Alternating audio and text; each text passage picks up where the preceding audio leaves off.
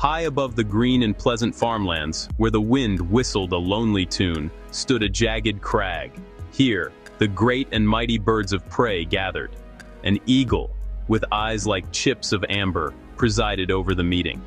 A hawk, lean and hungry, sharpened his talons on the rough stone.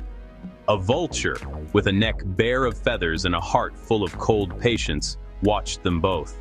They were the self-proclaimed kings of the sky, and they looked down upon the small, bustling farm with scorn and, desire.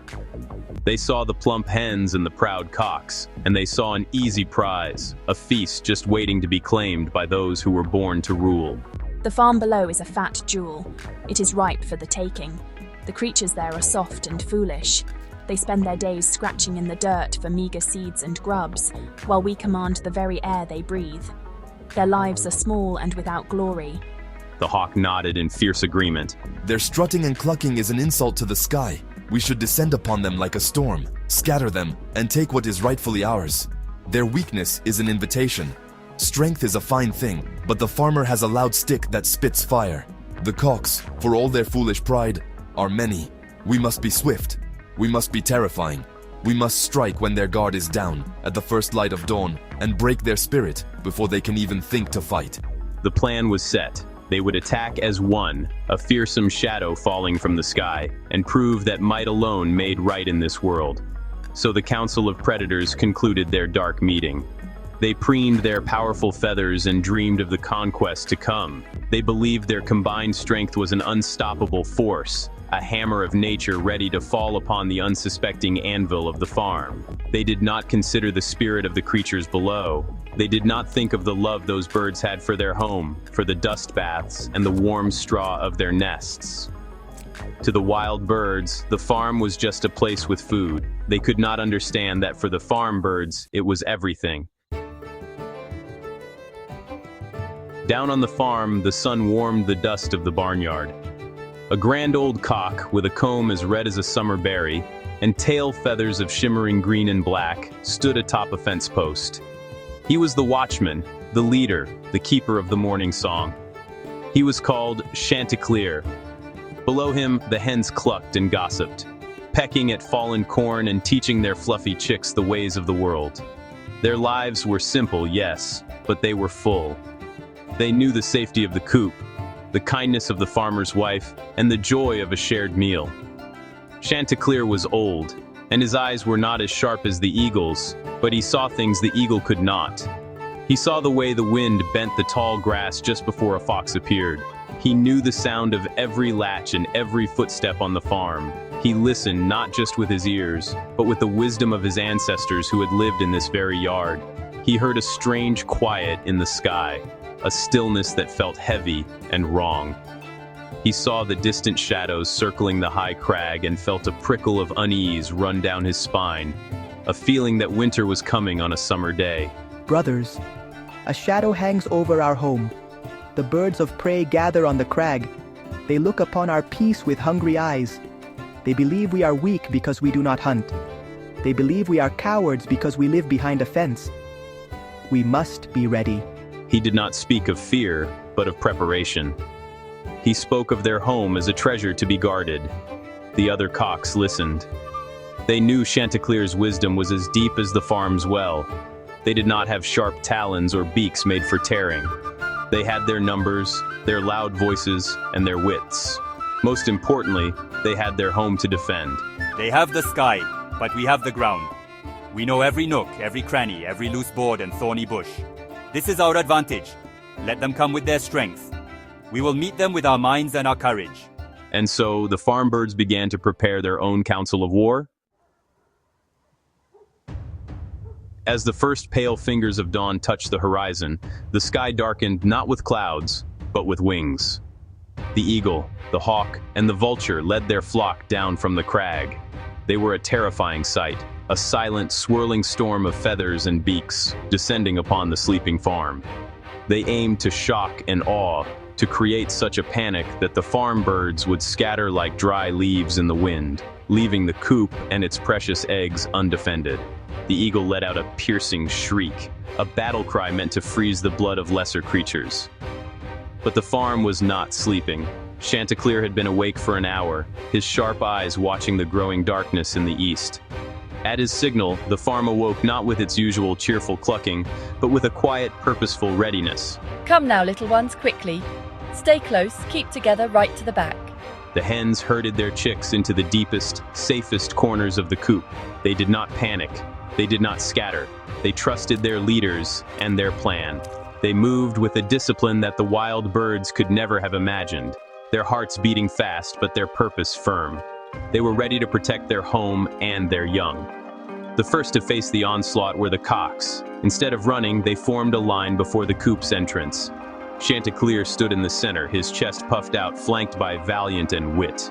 When the eagle shrieked, Chanticleer answered with a crow so loud and defiant that it seemed to shake the very barn. It was not a sound of fear, but a declaration of defiance. It was the sound of a king defending his castle. This is our home. You are not welcome here. The other cocks joined in, their voices rising in a chorus that told the invaders, "This is our home. You are not welcome here." The wild birds faltered for just a moment, surprised by this organized resistance.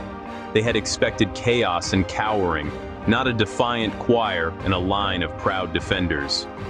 The hawk, impatient and arrogant, was the first to dive. He streaked toward the line of cocks, his talons outstretched, aiming for the boldest of them all, Chanticleer. The battle was about to begin, not just as a test of strength, but as a test of two very different ways of life. The wild freedom of the hunter against the rooted courage of the homesteader. The storm had finally broken upon the farm. The hawk dove with incredible speed, a feathered arrow of destruction. But as he neared the ground, Chanticleer gave a sharp crow. On cue, a line of hens, hidden beneath a low-hanging bush, began to scratch the dirt with all their might. They sent a great cloud of dust and grit flying into the air, right into the hawk's path. Blinded and sputtering, the hawk veered off course, crashing clumsily into the side of a water trough with a loud clang. He shook his head, dazed and confused, his perfect dive ruined not by strength, but by a simple trick. The eagle, seeing his lieutenant's failure, grew enraged. He swooped down, a majestic and terrifying force, aiming to scatter the cocks with the sheer power of his wings. He was bigger and stronger than any of them. But as he came low, Wit, the clever cock, led a charge. They did not fly up to meet him. That would be foolish. Instead, they ran straight under a low-hanging clothesline strung between the farmhouse and a pole. The eagle, focused only on his prey, did not see the thin rope until it was too late. He flew right into it, getting tangled and tumbling to the ground in an undignified heap of feathers. The vulture watched from above, circling patiently. He saw that brute force was failing. He decided on a different tactic. He landed silently near the back of the coop, where a small, forgotten hole offered a way in. He would sneak inside and attack the chicks, breaking the defenders' morale from within. He squeezed through the opening, his cold eyes adjusting to the dim light. But this too was a trap. Inside, a group of hens waited with a large overturned wicker basket. As soon as the vulture was inside, they flipped it over, trapping him in a makeshift cage. The great birds of prey were defeated not by matching force, but by cleverness and cooperation. The hawk was dusty and embarrassed. The eagle was tangled and furious. The vulture was trapped and humiliated. The farm birds used their knowledge of their home as a weapon. They used the clothesline, the dust, the baskets, simple, everyday things, to outsmart the invaders. The cocks and hens worked as one, each playing their part perfectly. Their teamwork was a shield that the predator's strength could not break. The eagle finally untangled himself from the clothesline, his pride more wounded than his body. He looked at the hawk, who was still trying to clean the dust from his eyes, and heard the muffled squawks of the vulture from inside the coop. He saw the cocks standing proudly in their line, and the hens watching from the shadows, their plan having worked to perfection. There was no fear in their eyes, only a quiet and powerful resolve. The eagle, king of the sky, had been defeated by the humble rulers of the dirt. He had no choice but to sound the retreat. With a final, frustrated shriek, the eagle took to the air. The hawk, humbled and sore, followed him. A moment later, the hens tipped over the wicker basket, and the vulture scrambled out. flying away in disgrace without a backward glance. The great invasion was over. The wild birds flew back to their lonely crag, leaving the farm in peace. They had learned a hard lesson that the strength of a home defended by those who love it is a power greater than talons and beaks. The sky was vast, but it was empty. The barnyard was small, but it was full of courage. As the sun rose higher, casting a warm and golden light, Chanticleer flew back to his fence post. He let out a crow, but this time it was not a cry of defiance. It was a song of victory, of relief, of pure morning joy. The hens came out with their chicks, and the daily business of the farm began once more, but with a renewed sense of pride and security. They had faced the greatest hunters of the sky and had won. They had proven that their small world was strong, not because of fences, but because of the bonds of family and community that held them all together. That day, all the creatures on the farm learned a valuable lesson. The cocks and hens demonstrated that true strength does not come from being the biggest or the fiercest. It comes from working together, from using your wits, and from knowing and loving your home. A united group, no matter how small, can stand against a powerful foe. For the heart of a defender, fighting for everything they hold dear, beats with a courage that an attacker, fighting only for a prize, can never truly understand. And that is a strength that cannot be measured.